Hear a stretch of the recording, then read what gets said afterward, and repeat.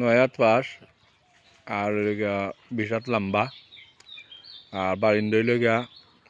5 পাশ 20 হাত লম্বা হইল ওদিন আম গাছ এটা কাটাই দিব ও মাঝখানে হইল রাস্তা থাকবো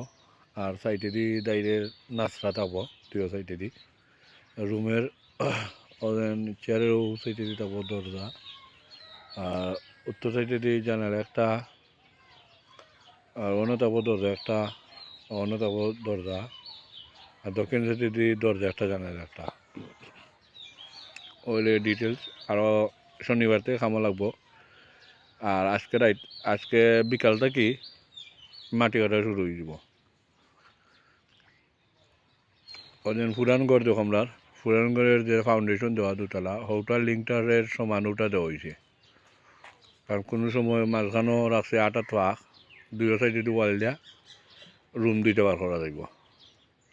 ওকে আল্লাহ হাফিজ পরবর্তীতে আবার আইব ইনশাল্লাহ ওই লোক আমরা রাস্তা তখন থাকবো খালি ও বারিন্দার ওখান থেকে তখন থাকবো খালি এখানেও ডালাই দিব আর ওই লোক পার্কিং টাইলস হইব ইনশাল্লাহ